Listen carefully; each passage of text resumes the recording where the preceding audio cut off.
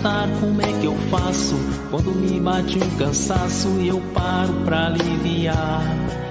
Tão diferente das abelhas pequeninas descansando lá em cima, eu prefiro aqui no chão, olhando o céu por entre as folhas que balançam, com o vento embalando a dança, me acalmando o coração.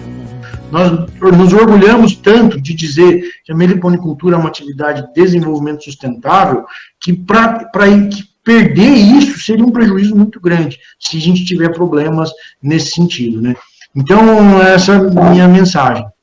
Então, nesse livro da Jandaíra, tem esse artigo sobre a produção. Então, a pergunta era a seguinte: Paulo Menezes queria saber por que na hora que você divide uma colônia forte, você está fazendo bem ou mal? A colônia forte produz uma grande quantidade de mel, e se eu divido, no ano seguinte ela vai produzir menos mel e a colônia mãe e a colônia filha produzem menos. Quanto tempo demora para que as duas consigam o seu auge? Então, foi através dessas anotações que ele tinha, de quanto mel era produzido nessa ocasião, que deu para a gente entender que ela precisava de uns 3 anos para poder produzir a mesma quantidade que antes. Então, esses dados são importantes, né, Cris?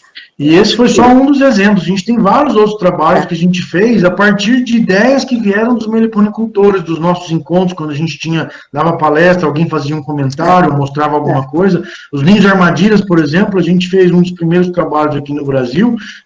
Isso a gente já via os meliponicultores usando quando a gente foi efetivamente fazer uma pesquisa científica sobre isso. Então, muitas das ideias de ciência vêm dos meliponicultores, e para mim, o único caminho para melhorar isso é aumentar o contato entre pesquisadores e meliponicultores, não o contrário, não a separação, não a briga, não a distorção. Essa é a minha opinião. Muito bom. Eu gostaria só de acrescentar, Ricardo, será que a gente tem um tempinho para eu falar alguma coisa? Com certeza, por favor, doutor. Por favor. Muito boa sua pergunta, Ricardo. Muito boa tanto a pergunta quanto a resposta da professora Vera e do Cristiano. Eu acho que o caminho é realmente essa aproximação do pesquisador com o produtor. E é importante entender que a determinação de um tópico de pesquisa, ele está ligado em vários níveis. Existe um nível institucional, né, que uma instituição vai determinar o que seus pesquisadores vão pesquisar, mas também existe um nível um pouco mais amplo, que é governamental mesmo, qual que é o plano de governo, quais são as diretrizes, para onde os recursos estão indo, os recursos para pesquisa. Isso muda de acordo com o governo, né? E ele tem mudado também, e tem existido uma tendência maior para existir uma pesquisa mais aplicada, que é essa pesquisa que está mais ligada ao produtor rural e ao meliponicultor. E também a outras questões da pesquisa aplicada, que são pesquisas junto com iniciativas privadas e empresas. Mas também existe a importância da pesquisa básica. Essa é uma pergunta muito boa, porque ela é uma pergunta que vai no nível filosófico de onde que um país como que o país tem que investir seus recursos, numa pesquisa básica ou aplicada.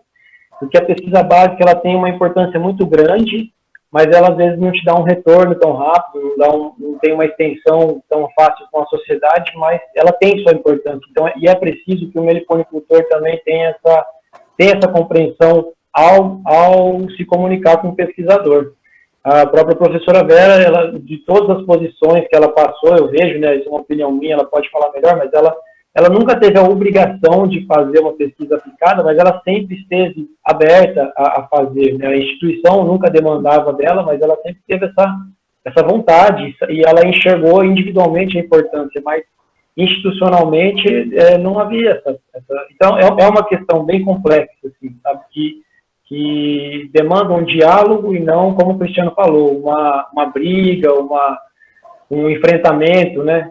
Acho que a gente só ganha se a gente tiver um diálogo muito, muito tranquilo e muito aberto entre o produtor e o pesquisador.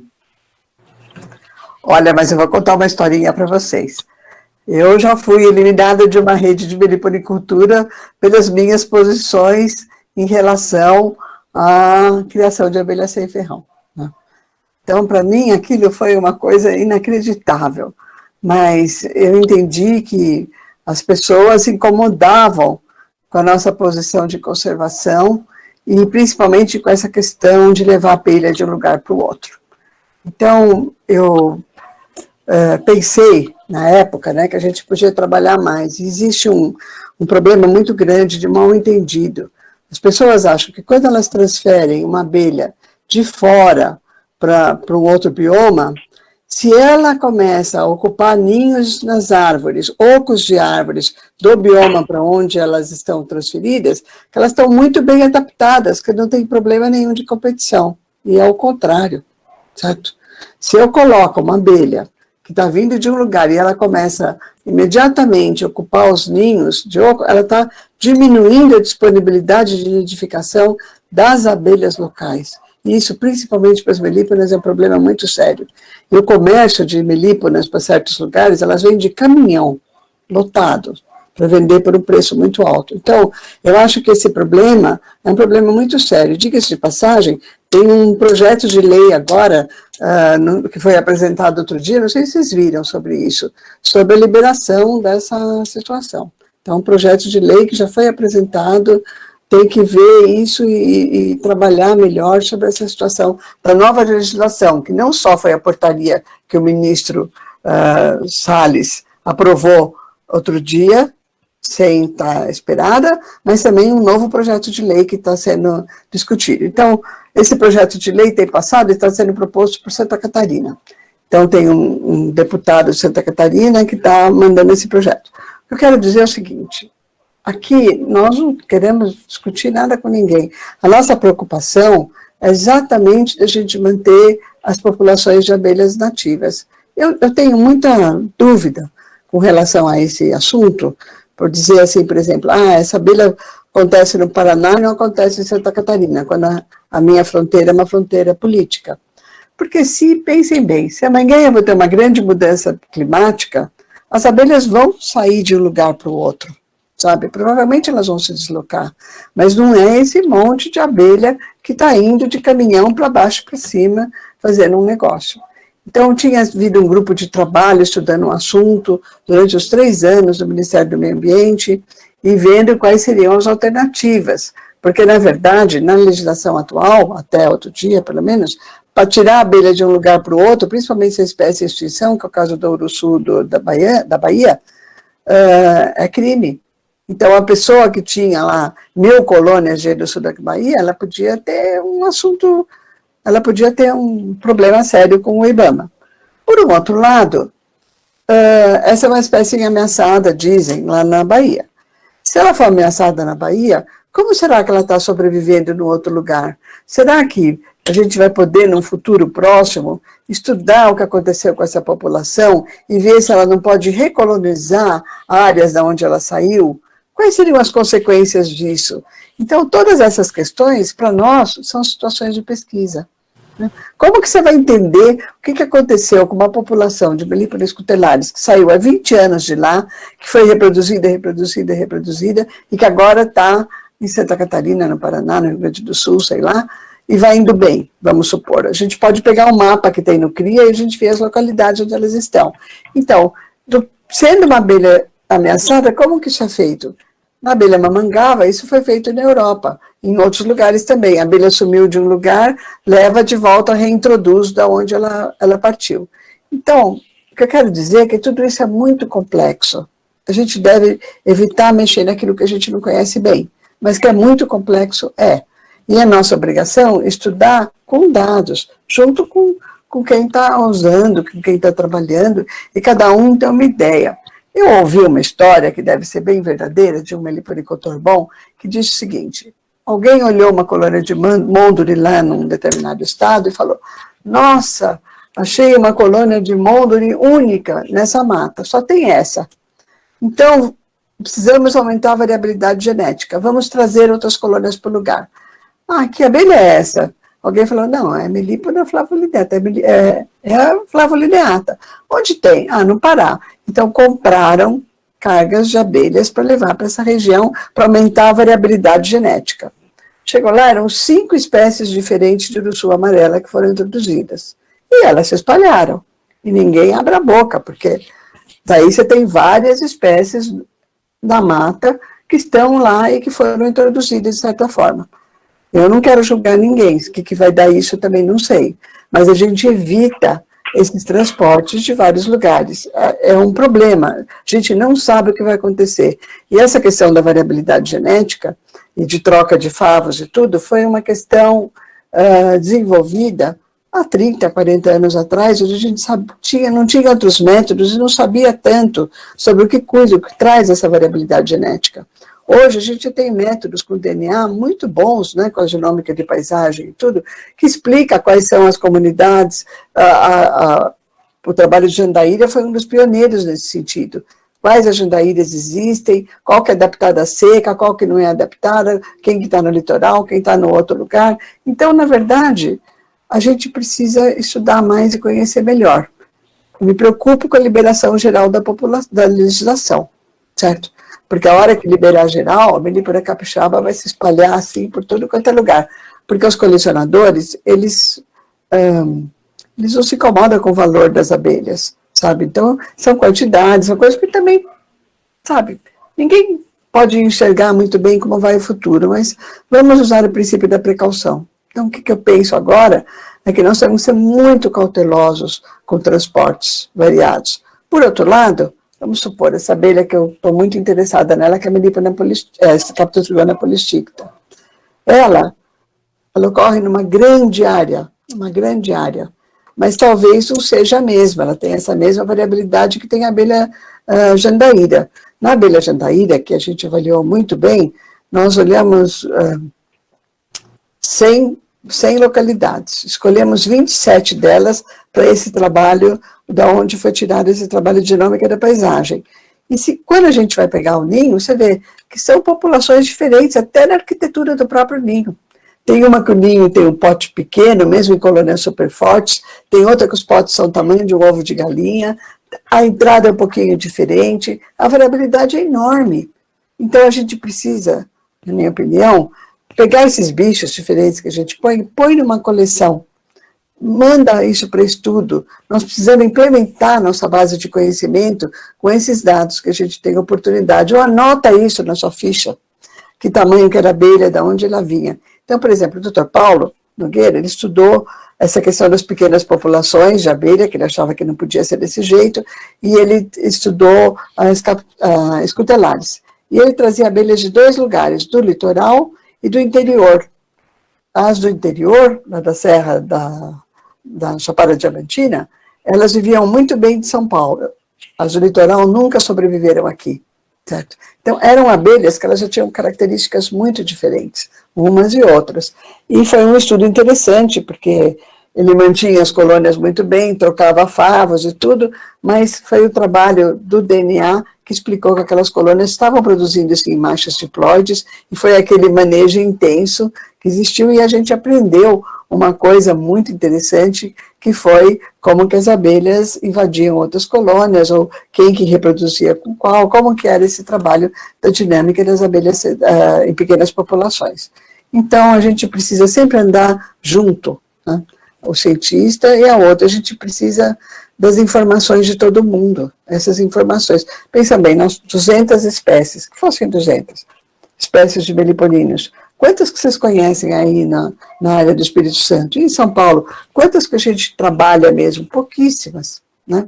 É sempre uma maravilha quando você acha uma outra abelha, uma coisa tão bonita e bem adaptada, e tudo, a gente precisa dessa ligação, dessa colaboração. Nesse momento, o João Luiz sempre foi um colaborador muito grande para a gente. Sempre que a gente precisava de uma abelha de pesquisa e tudo, ele sempre nos ajudou, sempre mandou amostras e tudo, e sempre ajudou o trabalho de pesquisa lá do Ribeirão Preto e onde a gente esteve. Então, eu acho que vocês têm essa tradição de cuidar das abelhas locais e de pensarem nessa riqueza das abelhas locais. Mas esse é um problema, e dúvidas nós todos temos, nós também, né, Cristiana? Nós temos nossas dúvidas, e é isso que nos move, né? Como que vai ser amanhã? O que nós temos até agora nas mãos e o que a gente vai fazer amanhã para proteger as abelhas sem ferrão? Com certeza. Pessoal, obrigado. Nós precisamos de entrar num acordo agora, que aconteceu o seguinte: conforme foi idealizado, nós estamos numa fase que seria de mais meia hora para considerações dos prelecionistas. E nós avançamos nessa fase já 16 minutos. E temos mais Certo. 2 perguntas orais e uma por escrita. Então, a minha sugestão é que a gente passasse para essas perguntas orais, passasse para essa pergunta escrita e depois fizesse essa última parte, se todos concordarem. Pode ser assim? Tá. Então, a próxima pergunta oral é do mestre Adailton. Por favor, tenha a palavra. Na verdade, a minha serão 2 perguntas, tá? Primeiro vai para a doutora Vera, com relação quando ela falou que para o uso da rainha já pronta de uma outra colmeia na possível zanganeira, né? Ou quem sabe naquela que não formou, está ali gatinhando. Algumas técnicas a gente vê por aí de igualar o cheiro das colmeias, doadora e receptora. Uma técnica viável de se fazer? Ou realmente vamos colocar só a rainha lá e criar, vamos dizer, e rezar para que dê certo? Porque a gente ouve muitos relatos de que houve um ataque e mataram a rainha que era de outra caixa. A primeira é essa daí. Posso fazer a segunda logo ou deixa para depois? Deixa eles responderem, não? Beleza. Olha, eu não conheço. Deve ser muito raro elas matarem uma rainha fecundada boa. Tem o trabalho do Dr. Kerr, muito bom, quando ele fala sobre como que faz o melhoramento das colônias, o pareamento de colônias fortes com colônias fracas, elimina a rainha da colônia fraca, põe a rainha fecundada da colônia forte no lugar, e daí você deixa a colônia forte se melhorar a sua situação. E nesse caso, dá sempre resultado. Ele foi publicado até naquela revista lá do Carlos Alfredo. Então, esses dados de melhoramento são amplamente usados, inclusive na região norte, lá no pessoal do Maranhão e tudo. Se ela for zanganeira, eu não tenho tanta experiência da mudança da zanganeira, mas o cheiro da colônia eu tenho. Vocês sabem que quando você conhece muito bem a abelha, primeiro a abelha te conhece, a mecha ela está acostumada com você. Mas, além de tudo, a colônia forte tem cheiro diferente de colônia fraca, e colônia com muita rainha virgem também cheira diferente. Imagina elas que têm aquela antena maravilhosa, como para elas isso é diferente, né? Então, eu acho que é muito raro. Agora, uma coisa que se fazia antigamente, pegava um potinho, furava uma coisa de plástico, uma borracha, um tubo de plástico, furava, deixava a rainha fecundada lá um pouquinho na colônia, para as abelhas acostumarem 5, 10 minutos, e depois soltava. Era uma técnica. Cristiano, como é que você faz isso? Eu quero comentar que esse caso que ele está falando, professor Adailton, é bastante curioso. Eu fiquei sabendo disso há alguns meses atrás, que nesse caso da Mondri, as pessoas que multiplicam ela intensamente, tem muitos problemas de zanganeiras, eles usam uma cebola, colocam uma cebola descascada dentro da colônia da zanganeira para depois fazer a introdução de rainhas e facilitar a atração. E aparentemente o que eu vi, os relatos que eu vi, que estava funcionando essa técnica, né? Isso, Ricardo, é um ótimo exemplo também para mostrar como a pesquisa científica precisa andar junto com os meliponicultores. Essa é uma técnica que pode ser que tenha um fundamento, como a Vera falou. A colônia zanganeira tem um feromônio específico, uma condição de cheiros ali, que faz ela ficar daquele jeito, toda uma questão hormonal, comportamental ali. A hora que a pessoa introduz a cebola, pode ser que ela quebre essa dominância das operárias e facilite a adoção de uma nova rainha virgem que nascer ali. Então, é uma das técnicas que as pessoas já estão usando, mas que nós não temos nenhuma pesquisa testando para ver se funciona de fato, qual é o mecanismo disso. Com o conhecimento que a gente tem da parte química, faz sentido, mas a gente tem que agora, a pesquisa anda olhando para testar, isso funciona, não funciona, vamos fazer, vamos avaliar, medir as coisas, contabilizar para ver se foi o acaso, se tem algum efeito. Então, esse tipo de oportunidade. Eu também queria chamar a atenção que tem uma experiência em Apis mellifera, que é a Apis mellifera capensis, um bicho muito interessante em volta da cidade do Cabo, que as operárias botam ovos na colônia E elas imitam o feromônio da rainha e se tornam rainhas poedeiras mesmo. Então, mas são operárias, e elas dão origem a outras operárias.